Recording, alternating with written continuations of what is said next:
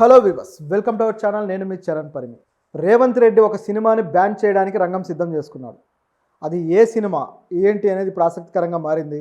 So Congress పార్టీకి దెబ్బ కొట్టే సినిమానా లేకపోతే ఏంటి? మామూలుగా అయితే సినిమాలు బ్యాన్ చేయడం అనేది మన తెలుగు రాష్ట్రాల్లో చాలా చాలా తక్కువ. మామూలుగా అయితే సినిమాల్ని ప్రమోషన్ కోసం మన వాళ్ళు ఎక్కువ వాడుతూ ఉంటారు. గతంలో అయితే ఏపీ రాజకీయాల్లో, ముఖ్యంగా తెలంగాణలో కూడా పెద్దగా లేదు, కానీ ఏపీ రాజకీయాల్లో అయితే ఎప్పుడైతే ఆ వైఎస్ఆర్ యాత్ర సినిమా వచ్చిందో అది కరెక్ట్గా ఎలక్షన్కి ముందు రావడము, ఆ తర్వాత మళ్ళీ సెకండ్ టైం ఎలక్షన్స్ వచ్చే టయానికి ఆర్జీబీ నుంచి సినిమాలు మళ్ళీ ఎన్టీఆర్ బయోపిక్ కావచ్చు, లక్ష్మీస్ ఎన్టీఆర్ అని చెప్పేసి, అదేవిధంగా మొన్న ఎలక్షన్ టైంకి కూడా ఆ యాత్ర సెకండ్ పార్ట్ని రిలీజ్ చేయడం, దాంతోపాటు ఇక ఆర్జీబీ వ్యూహం అని అదని ఇదని కొన్ని సినిమాలు. అయితే అవి ఏవి జనాలకి పట్టలేదు, ఏమాత్రం పట్టించుకోలేదు. సో ప్రభుత్వాలని అంటే ప్రజలను ఇన్ఫ్లుయెన్స్ చేయడానికి ఈ విధంగా సినిమాలు పనికొస్తాయి అనే మాట గత ఎలక్షన్ టైంలో రుజువు అయితే ఇప్పుడు మాత్రం అది ఫెయిల్ అయింది. సో నిజంగా సినిమాలు ప్రభుత్వాన్ని ఇన్ఫ్లుయెన్స్ చేస్తాయా లేదా అనే ప్రశ్న మళ్ళీ వచ్చేసింది. ఎందుకంటే ఒక సినిమా అనేది ప్రజల్లో చాలా బలంగా నాటుకుపోయే ఒక మాధ్యమం. సినిమా ద్వారా ఏది చెప్పినా సరే దాన్ని తీవ్రంగా మనసులోకి తీసుకుంటారు ప్రజలు. అయితే ప్రజా సమస్యల గురించి చెప్పినప్పుడు అది మంచి సినిమాగా పేరు తెచ్చుకుంటుంది. అలాగే మామూలు కమర్షియల్ సినిమా వచ్చినప్పుడు ఏదో చూస్తారు, వదిలేస్తారు, వాటిని కూడా బ్లాక్ బస్టర్ చేస్తారు. కాకపోతే నాయకులకు సంబంధించిన సినిమాలు లేకపోతే హిస్టారికల్ ఈవెంట్కి సంబంధించిన సినిమాలు వస్తే మాత్రం అవి కొద్దిగా హిస్టరీ డాక్యుమెంట్ లాగా పనిచేస్తాయి. ఎట్లా అంటే చరిత్రలో గత రోజుల్లో ఈ విధంగా జరిగింది, లేకపోతే గత కాలంలో ఇలాంటి సంఘటనలు జరిగాయి, ఈ నాయకుడు ఈ విధంగా ప్రవర్తించాడు, లేకపోతే ఈ చరిత్ర మనకి ఇప్పటిదాకా తెలియని చరిత్ర ఈ విధంగా ఉంది అని చెప్పేసి తెలుసుకోవడానికి ఆస్కారం ఉంటుంది.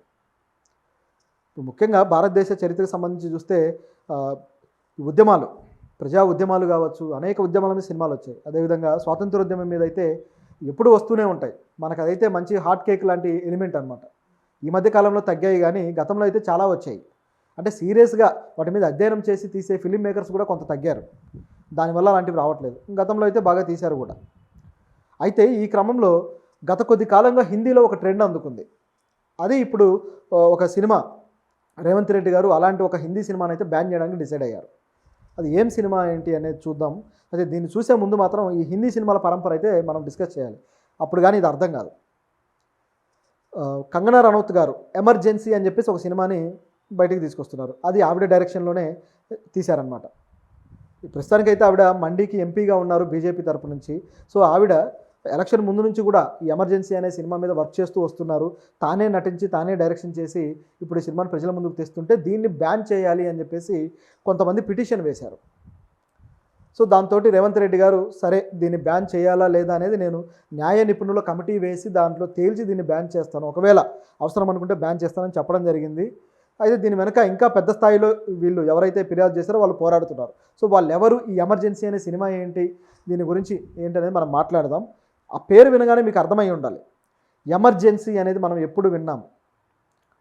1974-75 ఆ టైంలో ఇందిరాగాంధీ గారు విధించిన ఎమర్జెన్సీని బేస్ చేసుకుని వస్తున్న కంటెంట్ ఇది. సో ఇందిరాగాంధీ గారు తీసిన, కాంగ్రెస్ పార్టీ అధినేత్రి ఆ టైంలో, సో ఆవిడ తీసిన సినిమాని ఇప్పుడు ఎందుకు, ఆవిడ చరిత్ర మీద తీసిన దాన్ని ఇప్పుడు ఎందుకు బ్యాన్ చేయాల్సి వస్తుంది? అసలు కంగనా రనౌత్ గారు ఆవిడ పాత్ర చేస్తూ ఎందుకు తీస్తున్నారు? దీని అంతటికీ గురించి ఒక అవగాహన రావాలంటే కొంచెం వెనక్కి వెళ్ళాలి. బీజేపీ వచ్చిన తర్వాత ప్రాపగండా సినిమాల పరంపర కొద్దిగా పెరిగింది. అంటే ఎమర్జెన్సీ మంచిదా చెడ్డదా అనే డిస్కషన్ తర్వాత దాని గురించి మనం మాట్లాడదాం. సో ఈ ప్రాపగండా సినిమాల కల్చర్ ఏంటంటే గతంలో గడిచిపోయిన హిస్టరీకి సంబంధించి ఏదో ఒక పార్టీ వాళ్ళ స్టాండ్కు అనుకూలంగా ఉండేలా ఒక నెరేటివ్ ఇస్తూ సినిమా తీయడం. సో ఆ నెరేటివ్ ఎంత అందంగా ఉంటుందంటే చరిత్రలో ఏది జరిగినా సరే ఈ సినిమాలో చెప్పింది అసలైన చరిత్ర, దీన్నే నమ్మండి అని బురిడి కొట్టిస్తారనమాట ఆడియన్స్ని. అట్లా వాళ్ళ మీద ఒక టెక్నిక్గా వాళ్ళని ఇన్ఫ్లుయెన్స్ చేయడానికి తీస్తున్న సినిమాలు ఇవి. ఇలాంటి వాటిల్లో కాశ్మీర్ ఫైల్స్ మీద కూడా అలాంటి దుమారం అయితే బాగా రేగింది. వివేక్ అగ్నిహోత్రి కాశ్మీర్ ఫైల్స్ డైరెక్టర్, ఆయన బీజేపీకి ఒక ప్రో కార్యకర్తలాగా ఉంటాడు. మోడీ మీద ఈగ కూడా వాళ్ళనివ్వడు. సో బీజేపీ సిద్ధాంతాలు అన్నిటి మీద ఆయన తన కామెంట్లు పెడుతూ వస్తుంటాడు. అలాంటి వ్యక్తి సినిమా తీస్తే ఎలా ఉంటుంది, అది ఎవరికి సపోర్ట్గా ఉంటుంది అనేది ఇక ఊహించాల్సిన పని లేదు. సో దానికి అనుకూలంగానే నిజాలు చాలా ఉన్నాయనుకోండి. ఇప్పుడు అది పండిట్స్ మీద దాడులు కావచ్చు, ఆ కాశ్మీర్లో జరిగిన ఘోరాలు కావచ్చు, అవన్నీ వాస్తవాలే. కాకపోతే దాంట్లో వాళ్ళని కాపాడడానికి కొన్ని వర్గాల ముస్లింలు కూడా, నేటివ్ ముస్లిమ్స్ కూడా పనిచేసిన దాఖలాలు ఉన్నాయి. ఎందుకంటే అందరూ ముస్లింలని దొంగల్లాగా చూపించే ప్రయత్నం ఆ సినిమాలో చేశారు. దాన్ని చాలామంది ముస్లిం వర్గాలు ఖండించాయి, తప్పుపట్టాయి. కొంతమంది పండిట్స్ కూడా అసలు మమ్మల్ని కాపాడిందే మేము ముస్లింల ఇళ్లలోకి వెళ్ళి తలదాచుకున్నామని చెప్పిన వాళ్ళు కూడా అనేక మంది ఉన్నారు. కాకపోతే వీళ్ళకి కావాల్సిన నెరేటివ్ వేరేది కాబట్టి, అది ఎలక్షన్ టైంలో ఉపయోగించుకోవాలి కాబట్టి ఆ విధంగా డిజైన్ చేశారు. ఆ సినిమాలో నటించిన వాళ్ళంతా కూడా బీజేపీలో ఇప్పుడు పదవుల్లో ఉన్నారు. అది ఇక్కడ గొప్ప విషయం. అంతా అంటే కొంతమంది ముఖ్యమైన వ్యక్తులు. సో ఇదిలా ఉంటే దానికి ఎవరు ఫండింగ్ చేశారు, ఏంటి, ఏ విధంగా నడిచింది అనేది ఇక మనం గతంలోనే అనేక వివాదాలు అయ్యాయి, డిస్కషన్లు అయ్యాయి. దాన్ని పక్కన పెడదాం. కేన్స్ ఫిల్మ్ ఫెస్టివల్లో కూడా ఈ సినిమాని ఏమీ ప్రదర్శించక్కర్లేదని నిషేధించారు. ఎందుకంటే అది ప్రాపగండతో వచ్చిందని దాని మీద ఒక ముద్ర పడ్డం వల్ల. సో ఇదిలా ఉంటే తర్వాత కూడా కాశ్మీర్ ఫైల్స్ అని చెప్పేసి ఒక సినిమా, దాంట్లో కూడా కేరళలో 30,000 మంది పైగా అమ్మాయిలు ఈ విధంగా లవ్ జిహాద్కు గురయ్యి వీళ్ళు దేశం నుంచి తరలింపబడ్డారు. ఈ ఐసిస్లోనూ లేకపోతే ఇట్లాంటి తీవ్రవాద సంస్థలకి వీళ్ళు వెళ్ళిపోయారు, హిందూ అమ్మాయిలని ఈ విధంగా ట్రాప్ చేశారని చెప్పేసి ఆ సినిమా చూపించడం జరిగింది. సో అందులో కూడా ఆ సినిమాను బేస్ చేసుకొని ప్రధానమంత్రి గారు కూడా కర్ణాటకలో మాట్లాడారు. కర్ణాటక ఎలక్షన్స్ టైంలో కేరళకు సంబంధించిన ప్రస్తావన తీసుకొచ్చారు. మరి ఇంతమంది అమ్మాయిలు వెళ్ళిపోతే సిబిఐ ఏం చేస్తుంది, అలాగే బార్డర్ సెక్యూరిటీ సిస్టమ్ ఏం చేస్తుంది, ఎయిర్ ఫోర్స్ ఏం చేస్తుంది? సో ఇవన్నీ ప్రశ్నలు వస్తాయి కదా. సో మరి దీనికి సమాధానాలు ఎవరు చెప్పాలి? విదేశాంగ శాఖ ఏం చేస్తుంది? మరి వాళ్ళ కోసం కమిటీ చేసి ఇప్పటికి ఎన్ని వేల మందిని తిరిగి తీసుకొచ్చారనే రిపోర్ట్ ఇప్పటిదాకా లేదు. ప్రధానమంత్రి స్వయంగా తన నోటి నుంచి మాట్లాడితే దాని మీద మరి చర్యలు తీసుకోండి అని చెప్పేసి జాతీయ స్థాయి ఏ మహిళా సంఘాలు ప్రధానమంత్రి గారికి వినతి పత్రాలు ఇవ్వలేదు. ఈ మహిళా సంఘాలు కూడా భలే రియాక్ట్ అవుతారు. వీళ్ళు అంటే జాతీయ మహిళా కమిషన్ ఉంది కదా, కమిషన్ ఎప్పుడు రియాక్ట్ అవుతుందయ్యా అంటే ప్రతిపక్షాలకు సంబంధించిన విషయాల్లో రియాక్ట్ అవుతారు. అది మనం ఈ కాశ్మీర్ ఫైల్స్ విషయంలో కూడా చూసాం మనం. సో ఇట్లా జరిగిందనమాట. అయితే మరి ఇప్పుడు 30,000 మంది అమ్మాయిలు ఏమైనట్టు? ప్రభుత్వం ఏమైనా పట్టించుకుందా, తీసుకొచ్చిందా అంటే వివరమే లేదు దాని గురించి. అంటే కేవలం పొలిటికల్ ప్రాపగండా చేయడం కోసమే దాన్ని ఉపయోగించాలనే తేలిపోయింది. మరి వెళ్ళలేదా అంటే ఆ సినిమాలో చూపించిన 4-5 ఎవరైతే ఉన్నారో వాళ్ళు వెళ్ళారు. అలాగే మరొక 5-6 మాత్రం వెళ్ళింది ఆఫ్ ద రికార్డ్ వార్తల్లో వచ్చినవి ఉన్నాయి. కానీ ఈ వేల మందిది మాత్రం అబద్ధం. సో ఇది ఇక్కడ జరిగిన సంఘటన. దీని తరువాత చూస్తే మరికొన్ని సినిమాలు కూడా వచ్చాయి. అంటే ఒక విధమైన ఊపు అందుకుందనమాట. మతాన్ని చూపించడము, ప్రజల దగ్గర డబ్బులు దండుకోవడం అనేది ఒక విధమైన టాక్టిక్స్ రూపంలో సినిమా ప్రొడక్షన్ జరిగింది ఒక 4 ఏళ్ల పాటు. ఇప్పుడు అది కొంచెం తగ్గింది. సో ఈ పద్ధతిలో వెళితే అదే కోణంలో హిందీలో అనేక హిందీ సినిమాలు ఇక వరుసపెట్టి వచ్చేసాయి. అక్షయ్ కుమార్ అయితే ఇక దాడి చేశాడు ఈ భావజాలాన్ని అడ్డం పెట్టుకొని. అలాగే అజయ్ దేవగన్ సినిమాలు, అంటే బీజేపీ వాళ్ళకు అనుకూలమైన సినిమాలు అనేక పద్ధతుల్లో వచ్చాయి. ఇప్పుడు కూడా అటువంటి ఒక సినిమా అయితే వస్తుంది. అయితే ఎమర్జెన్సీలో ఘోరాలు జరగలేదంటే చాలా ఘోరాలు జరిగిన మాట వాస్తవం.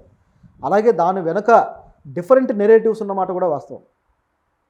అంటే ఈ ప్రభుత్వాన్ని బలహీనపరచడానికి, ఇందిరాగాంధీ ప్రభుత్వాన్ని బలహీనపరచడానికి వేరే శక్తులు పనిచేసిన మాట కూడా వాస్తవం. సో అది ఎంత నిజముందో ఎమర్జెన్సీ అంతే నిజముంది. సో రెండింటిని కంపేర్ చేసి చూసినప్పుడు పూర్తి స్థాయిలో కాంగ్రెస్ పార్టీని ఏదో విధంగా ఇది చేయడం కోసం కంగనా రనౌత్ గారు కంకణం కట్టుకుని సినిమా తీస్తున్నారనేది వాస్తవం. ఎందుకంటే గత ఒక 10 రోజుల క్రితమో 15 రోజుల క్రితమో ఆవిడ ట్విట్టర్ అకౌంట్లో కూడా రాహుల్ గాంధీకి ఒక విధమైన వికృతమైన గెటప్ వేసి ఆయన మీద ట్రోల్ చేస్తూ ఆవిడ పెట్టారు. తర్వాత విమర్శలు వచ్చాక దాన్ని తీసేశారు. రాహుల్ గాంధీకి పైన ఒక ముస్లిం క్యాప్, వాళ్ళు నమాజ్ చేస్తున్నప్పుడు పెట్టే క్యాప్, అంటే ఈ మత సాంప్రదాయాలను అవమానించడం కోసం కొంతమంది రెడీగా ఉంటారు. ఈవిడికైతే నోరు అడ్డు అదుపు ఉండదు. ఆ క్యాప్ పెట్టేసి మెల్లో మళ్ళీ సిలువ వేసేసి మళ్ళీ బొట్టు పెట్టేసి, అంటే సూడో సెక్యులర్ అనే బిరుదు ఇచ్చేసి ఆ ఫోటో వాడారు. సో దాన్ని వాడినప్పుడు అది ఎలా ఉందంటే, అంటే మరీ నీచంగా. అన్ని మతాలని గౌరవించేవాడు నిజంగానే ఆ విధంగా ఉంటాడు, తప్పేంటి? అన్ని మతాలను గౌరవిస్తాడు, అందరి సంస్కృతులకి వాల్యూ ఇస్తాడు, అది తప్ప? అంటే ఇప్పుడు సెక్యులర్ అనగానే వాడు సూడో సెక్యులర్, మళ్ళీ ఒరిజినల్ సెక్యులర్ ఉండరు అసలు ఈ దేశంలో అన్నట్టుంటుంది వీళ్ళ ప్రవర్తన. నిజానికంటే ఆ సెక్యులర్ అనే పదాన్ని తీయాలనేది వీళ్ళ గోల. సో దానికి తగ్గట్టుగా దాన్ని పెట్టడము, చివరికి విపరీతమైన విమర్శలు వచ్చేసరికి ఆవిడ మళ్ళీ సైలెంట్ అయ్యారు. సో దాన్ని బట్టి ఈవిడ భావజాలం ఏంటనేది అందరికీ క్లియర్. దాంతోపాటు ఈ సినిమాలో ఏముండబోతుంది అనేది కూడా క్లియర్. సో దీన్ని బేస్ చేసుకొని ఇప్పుడు కాంగ్రెస్ పార్టీ ఏమైనా బ్యాన్ చేస్తుందా అంటే పాయింట్ అది కూడా కాదు. ఎందుకంటే తెలంగాణలో ఆ సినిమా రిలీజ్ అయితే బ్యాన్ చేయాలనేది రేవంత్ రెడ్డి గారి ఆలోచనలా కనపడుతున్నా ఇక్కడ జరిగిన విషయం ఏంటంటే మరొకటి ఉంది. సిక్కు సంఘాలు వీళ్ళు కంప్లైంట్ చేశారనమాట. మన హైదరాబాద్లో నివాసమై ఉంటూ తెలంగాణలో ఉంటున్న సిక్కు సంఘాలు, సో అందులోంచి ఒక సంఘం అనమాట శిరోమణి గురుద్వారా ప్రబంధన్ కమిటీ అని చెప్పేసి ఒక సిక్కుల కమిటీ ఉంది. సో ఈ కమిటీ ఏం చేసిందంటే ఈ సినిమాలో మమ్మల్ని, మా కమిటీలని, అలాగే మా కమ్యూనిటీని తప్పుగా చూపిస్తున్నారు, ఆ ట్రైలర్ మేము చూసాము, ఇది సరిగ్గా లేదు అని చెప్పేసి వీళ్ళు ఏం చేశారంటే సీఎం గారికి వినతి పత్రాలు సమర్పించారు. ప్రభుత్వ సలహాదారు షబ్బీర్ అలీ గారికి ఒక 18 మంది ఈ కమిటీల నుంచి వీళ్ళు వినతి పత్రాలు ఇవ్వడం జరిగింది. ఆయన కూడా ఆయన ప్రభుత్వం దృష్టికి తీసుకెళ్తానని చెప్పారు.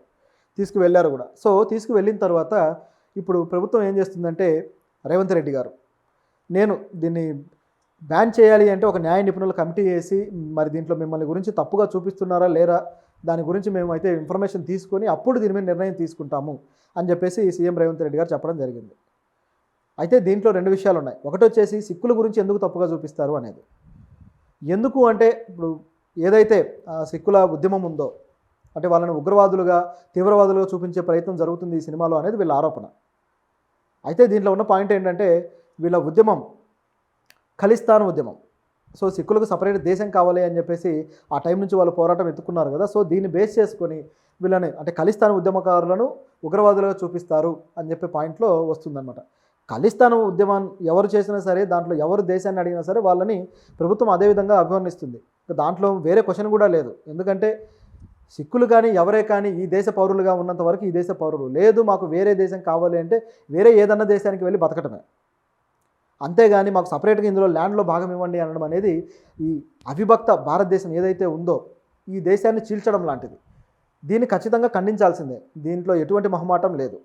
ఒకవేళ ఈ ప్రత్యేక దేశాన్ని అడిగే ఖలిస్తానీలని ఉగ్రవాదులుగా చూపిస్తే దాంట్లో కూడా తప్పుపట్టడానికి ఏమీ లేదు. ఎందుకంటే డైరెక్ట్గానే ఈ ఉద్యమం కోసం పోరాడుతున్న వ్యక్తులు పంజాబ్లో దీని నాయకులు ఎవరైతే ఉన్నారో వీళ్ళ మీద డైరెక్ట్ కేసులు కూడా ఉన్నాయి. వాళ్ళని అరెస్ట్ చేయడాలు జరిగాయి. కొంతమంది అయితే ఇన్ఫ్లుయెన్స్ ఉపయోగించుకొని ఎంపీలు అయ్యి అరెస్టు నుంచి తప్పించుకున్న వాళ్ళు ఉన్నారు. ఇదే ఇక్కడ పరిస్థితి. ప్రత్యేక దేశాన్ని అడిగినప్పుడు ఇలాంటిది ఖచ్చితంగా దేశద్రోహం కేసు కూడా అవుతుంది అది. సో ఇది పరిస్థితి ఇక్కడ. అయితే మరి వీళ్ళు జెన్యున్గా నార్మల్గా ఉన్న సిక్కుల్ని తప్పుగా చూపిస్తున్నారా, లేకపోతే ఇటువంటి ప్రత్యేక దేశాన్ని అడిగిన వాళ్ళు తప్పుగా చూపిస్తున్నారా అనేది సినిమా చూస్తే తప్ప తెలియదు. నిజానికైతే కొంతమంది సిక్కులు కెనడా వెళ్ళి అక్కడ నివసిస్తున్న వాళ్ళు ఇలాంటి ఖలిస్తానీ ఉగ్రవాదులకి సపోర్ట్ చేస్తూ వస్తున్నారు. అదేవిధంగా ఖలిస్తానీ ఉద్యమానికి వాళ్ళు డబ్బులు చేయడం కావచ్చు, అదేవిధంగా అక్కడ ఒక మాఫియాని తయారు చేసి ఇక్కడ ఉన్న మాఫియాకి వాళ్ళు అక్కడ నుంచి ఒక సపోర్ట్ ఇవ్వడం కానీ, ఇక్కడ దందాలు చేయడానికి కానీ సపోర్ట్ జరుగుతూ ఉంది. సో కొంతమంది అక్కడ ఉన్న మాఫియా లీడర్స్ని కూడా గుర్తు తెలియని వ్యక్తులు చంపేశారు. దాంట్లో కూడా ఇండియన్ రా పాత్ర ఉంది అని చెప్పేసి వేరు వేరు విధాలుగా అక్కడ నుంచి కొంతమంది కంప్లైంట్ చేయడం ఇవన్నీ మనం చూసాం. సో మరి ఈ సినిమా విషయంలో ఏం జరగబోతుంది అనేది ఇప్పుడు ఆసక్తికరంగా ఉంది. అయితే దీంట్లో కాంగ్రెస్ పార్టీని అలాగే ముఖ్యంగా ఇందిరాగాంధీని తప్పుగా చూపించే అవకాశం కూడా చాలానే ఉంది కాబట్టి ఆ స్ట్రాటజీస్ అన్నీ కూడా బీజేపీకి అనుకూలంగా మారబోతున్నాయి కాబట్టి సో దీన్ని బేస్ చేసుకుని ఏమైనా రేవంత్ రెడ్డి కావచ్చు అలాగే కాంగ్రెస్ పార్టీ ఎక్కడ గవర్నమెంట్లో ఉందో అక్కడ బ్యాన్ చేసే అవకాశాలు అయితే లేకపోలేదు. అంటే వీళ్ళ ఫిర్యాదును అడ్డం పెట్టుకొని కూడా దాన్ని బ్యాన్ కింద తీసుకెళ్ళొచ్చు. పైకి చూడడానికి ఆ విధంగా కనబడుతుంది కానీ